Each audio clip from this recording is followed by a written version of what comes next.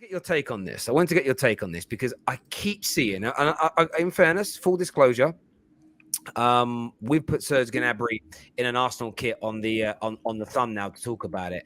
I keep seeing all the big Arsenal aggregators. There's news out today from the Star and the Sun that Man United, the Arsenal, £40 million will be the asking price to bid. Could go in for Serge Gnabry. Now, we all know that Fabrizio has totally sort of pushed this down and said Arsenal are reportedly not looking at Serge Gnabry at this time. They're saying that City and Man United are.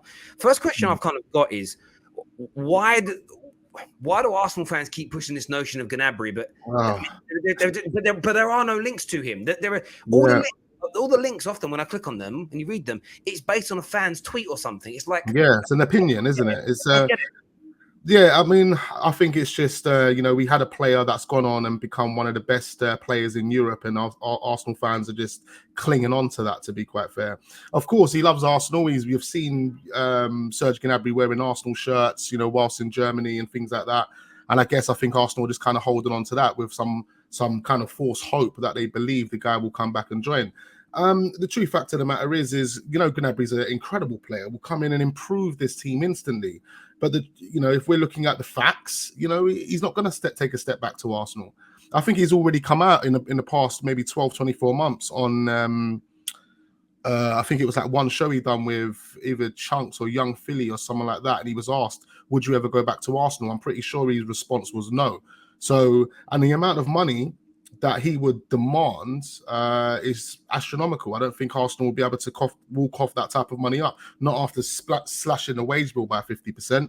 I think they're going to make Gabriel Jesus the highest earner. I think he's on 190, 200k a week. No one's getting any more than that. With someone like Serge Gnabry, he's going to want 300k. I mean, he's already rejecting 300k at Bayern Munich. He wants the next step for Serge Gnabry is going to a team like Real Madrid, possibly Man City.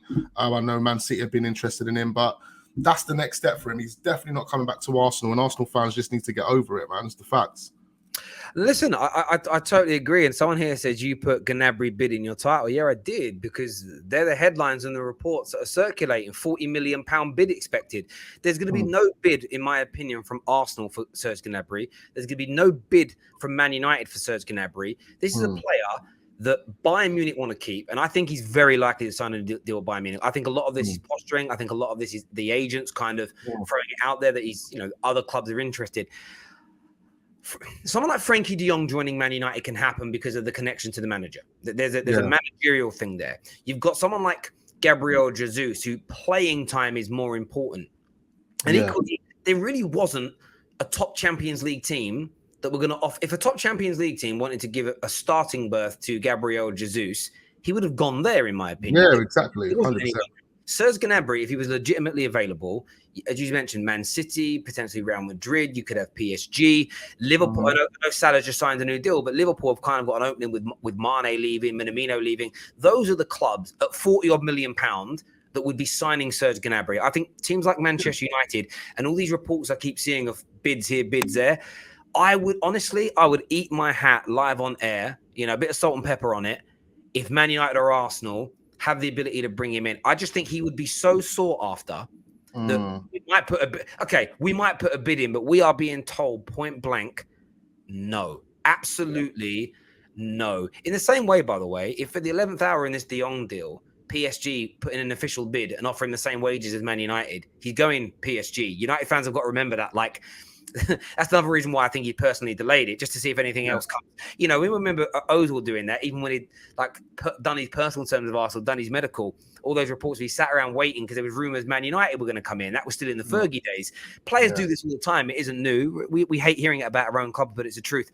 Yeah, these Gnabry rumours, again, I see Man United fans, a bit like Arsenal fans, start to kind of get excited, really sort of pushing this kind of weird notion that, I think we're going to do it. I think we might do that.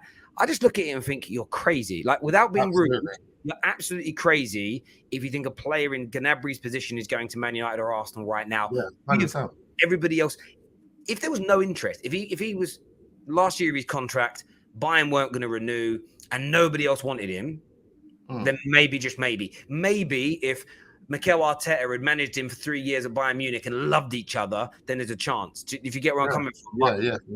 I can't. It's one of those ones where I just sort of, I get fans, they get hung up on it.